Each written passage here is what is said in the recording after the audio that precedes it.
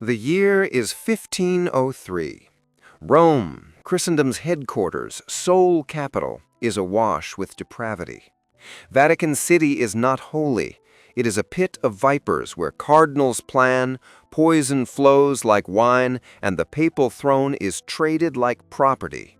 Pope Alexander VI, born Rodrigo Borgia, is the most controversial, brutal, and powerful pope ever. He bribed his way to the papacy, fathered at least 7 illegitimate children, fought wars across Italy, and converted the church into a family corporation headed by his son Cesare and daughter Lucrezia. Alexander VI will attend a life-changing dinner party at a vineyard estate overlooking Rome on a hot August night. Death is imminent by daybreak. Vatican will never be the same. The Kingly Pope. Before understanding Alexander VI's death, you must understand his life, without shame, restrictions, or pretense of holiness. Rodrigo Borgia, born in Spain in 1431, rose in the church by nepotism, bribery, and political skill. Rodrigo did not pray for divine favor at the 1492 Pope election conclave. He bought votes. Silver-laden mules went to cardinals' palaces. Riches, land, and power cemented the bargain. At 62, he became Pope Alexander VI and turned the Vatican into a Machiavellian-esque Renaissance court of intrigue. After becoming a cardinal at 18, his son Cesare Borgia became a warlord who brutally conquered key Italian cities. His daughter Lucrezia was married several times, each husband being discarded when no longer needed. Alexander publicly lived with his lover, Vanosa de Catagni, and subsequently with the teenage Giulia Farnese, whose brother was conveniently made cardinal.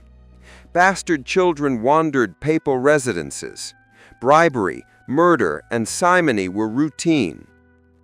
A Borgia didn't only break regulations, he rewrote them in gold and blood. After 11 years of scandal and victory, Alexander was surrounded by adversaries by 1503.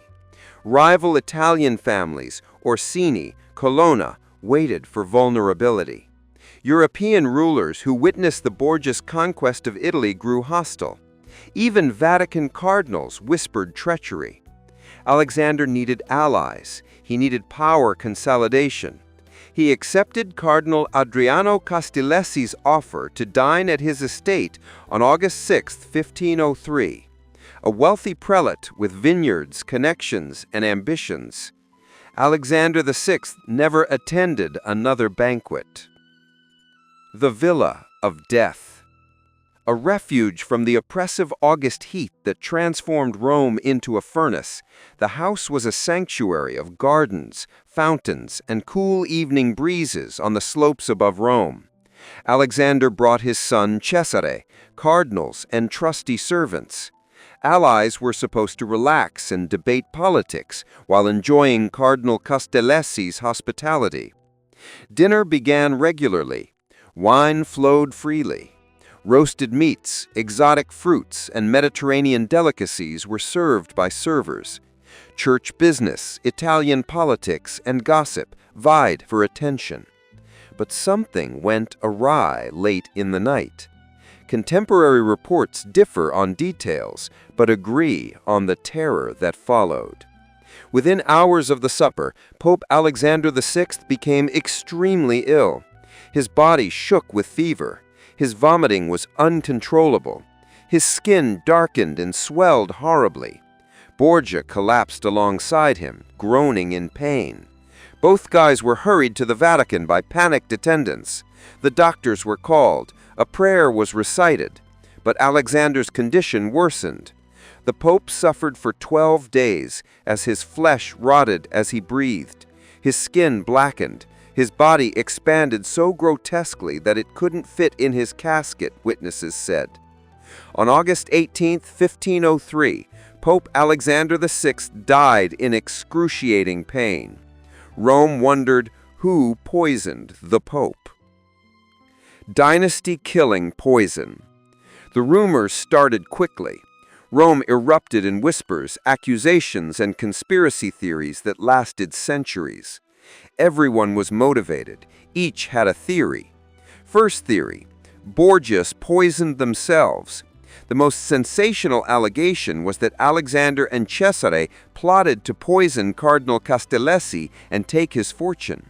However, a switched cup and a bewildered servant led them to drink the poisoned wine meant for their victim. The hunters become prey.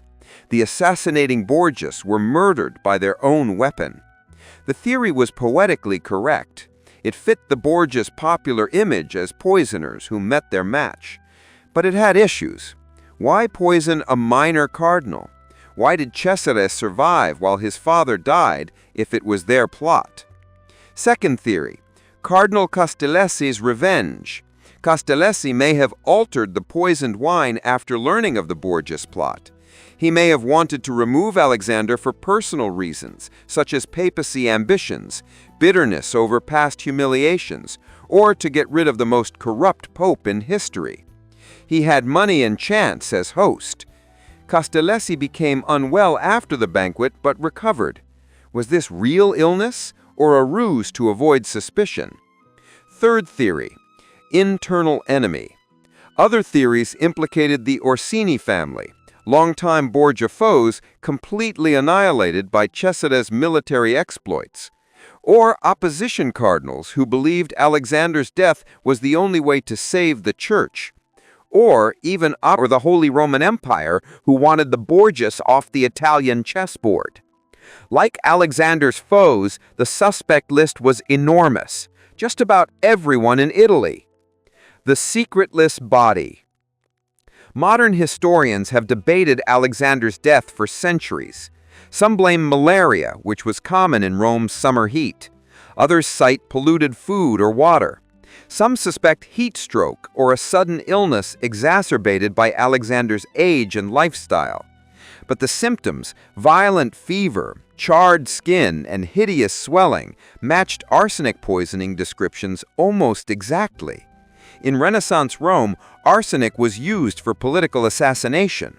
The Borgias were supposed to have cantarella, a white powder that could be poured into wine and killed slowly, agonizingly, with symptoms like natural illness. Master poisoners finally swallowed their own medicine. No matter the reality, Pope Alexander VI died in misery, his body withering and his dynasty crumbling. As Vatican attendants battled to fit his enormous corpse into a coffin, a new question arose: who would claim his throne? Pope Alexander VI was dead. His bloated corpse lay in state in St. Peter's Basilica, barely contained in a coffin hastily constructed to fit his grotesquely swollen remains. Witnesses claimed the body had turned black, putrid, and monstrous. A fitting end, many whispered, for the most corrupt pope in Christian history. But Rome had no time for mourning. The moment Alexander's heart stopped beating, the vultures descended. The son who refused to die. Cesare Borgia, Alexander's bastard son, the ruthless warlord who had carved out a kingdom in central Italy through murder and conquest, lay in his own bed, fighting the same poison that had killed his father. While Alexander succumbed in 12 days, Cesare clung to life through sheer willpower and a physician's desperate treatments. Some sources claim Cesare had himself wrapped in the freshly flayed hide of a mule, an extreme Renaissance remedy meant to draw out toxins through the skin. Whether this saved him or whether he simply had a younger, stronger constitution, Cesare survived. But survival meant nothing if he couldn't hold power. The Borgia Empire had been built entirely on Alexander's papal authority. Without his father's protection, Cesare's conquered territories became targets. His armies began to desert. His allies vanished overnight. The families he had brutalized, the Orsini, the Colonna, smelled blood and prepared for revenge. Cesare needed a new pope, not just any pope, but one who would protect him, confirm his titles, and allow him to keep his stolen kingdom. He needed to control the conclave. The Conclave of Knives. When the cardinals gathered in September 1503 to elect Alexander's successor, Rome held its breath. This was not a holy deliberation. It was a battlefield where bribes, threats, and backroom deals would determine who sat on the throne of St. Peter. Cesare, still weak from poison but desperate for power, attempted to manipulate the election. He brought his soldiers into Rome. He made promises. He threatened those who opposed him. But the cardinals had endured 11 years of Borgia tyranny. They were done with Spanish corruption. The conclave chose Francesco Todaschini Piccolimini, who took the name Pius III. He was elderly, scholarly, and, most importantly, not a Borgia ally. It seemed the nightmare was over. Pius III was crowned on October 1, 1503. 26 days later, he was dead. Some claimed natural causes: gout, age, the stress of office. Others whispered poison. Either way, the cardinals were back in conclave before Pius's body was cold, and this time the mood was different. Rome needed strength. Rome needed a fighter. The warrior takes the throne. On November 1, 1503, just months after Alexander's death, the College of Cardinals elected Giuliano della Rovera as Pope Julius II. This was no accident.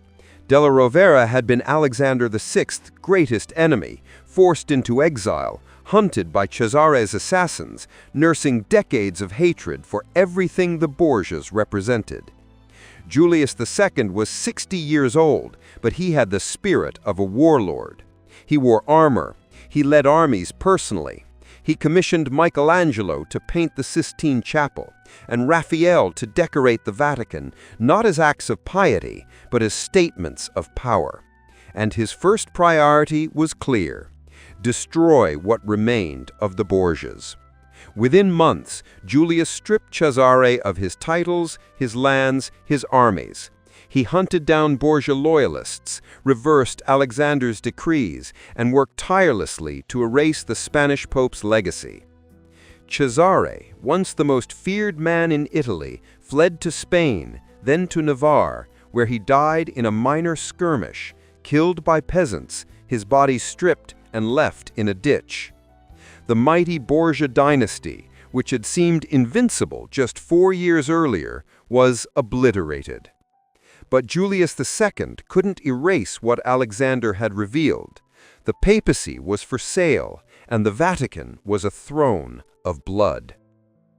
Alexander's death, whether by poison, disease, or divine judgment, exposed the rot at Christianity's heart. He had lived without shame, accumulated wealth without limit, fathered children openly, and turned the church into a family business. His pontificate became a symbol of everything wrong with Renaissance Rome. Reformers across Europe pointed to Alexander as proof that the Catholic Church needed radical change. Martin Luther, just 20 years old when Alexander died, would grow up in a world disgusted by Borgia corruption.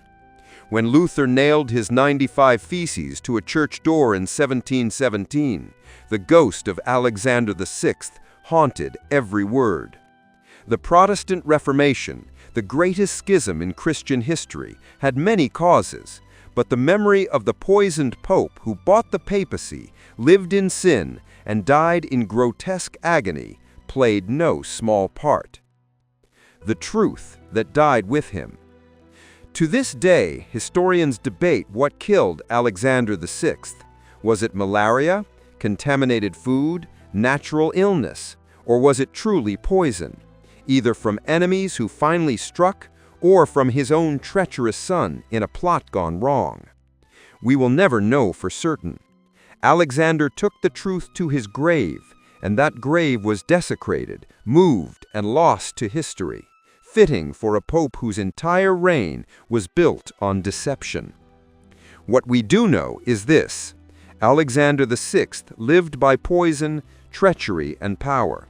And in the end, whether by fate, justice, or simple bad luck, he died the way he lived, in darkness, surrounded by enemies, his body corrupted beyond recognition. The Archive War Verdict. Pope Alexander VI proved that even the throne of St. Peter could be bought, corrupted, and weaponized. His death unleashed chaos that destroyed his family, elevated his greatest enemy, and set in motion reforms that would fracture Christianity itself. The Borgias believed they were untouchable. They believed power and poison could conquer anything. But in the end, the poison found them, and the dynasty built on blood and gold collapsed in a single August night. History remembers the Borgias not for their triumphs, but for their deaths. And Alexander VI's death, grotesque, mysterious, fitting, became a warning that power without virtue is just another form of poison.